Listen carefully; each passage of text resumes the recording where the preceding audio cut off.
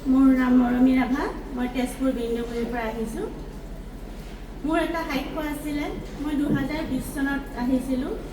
মই মাটি বাৰী গাড়ী সকলো পাইছোঁ, কিন্তু মোৰ এটা ডাঙৰ ভুল হ'ল, মোৰ সন্তানটি পোহৰ কাঠটো জ্বলাই দিছিলে। সেই পোহৰ কাঠটো জ্বলাই দিয়াত মোৰ সন্তানটি এক্সিডেণ্ট হৈ এই দুনিয়াত নাই। লগতে মোৰ সাক্ষ্য দিয়া মোৰ পলম হ'ল, মোক ঈশ্বৰে যাতে ক্ষমা কৰি দিয়ে, আৰু লগতে মোৰ পাপ মই স্বীকাৰ কৰিছোঁ, যাতে সকলো মোক, আৰু মই সেইডোখৰত মই বিশ্বাসী এজনেই আছোঁ। ঈশ্বৰে যাতে মোক প্ৰাৰ্থনা কৰিবলৈ লগ সং গোটাই দিয়ে, সেয়ে মই ঈশ্বৰৰ ওচৰত প্ৰাৰ্থনা জনাইছোঁ। আৰু মোৰ এনেকুৱা হৈছে, গাড়ী আছে আমাৰ 9খন। সেই গাড়ী ড্ৰাইভাৰবিলাক নিজে নিজে নামি গৈ আছে।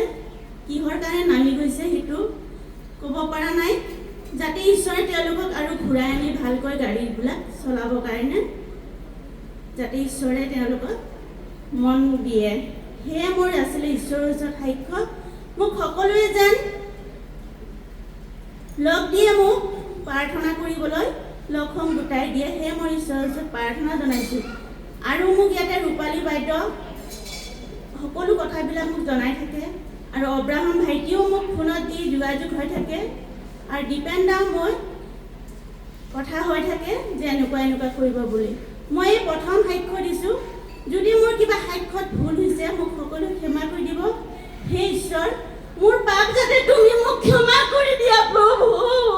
মোৰ ভুল হৈছে, মোৰ সাক্ষ্য দিয়া মোৰ পলম হ'ল, যাতে মোক ঈশ্বৰে মোক ক্ষমা কৰি দিয়ে প্ৰভু। মোৰ বহুত পলম হৈ গ'ল মোৰ সাক্ষ্য দিয়া প্ৰভু। সেয়ে মোৰ সাক্ষ্য আছিল, যাতে মোক সকলোৱে আশীৰ্বাদ কৰে, মোক লগ সং গোটাই দিয়ে।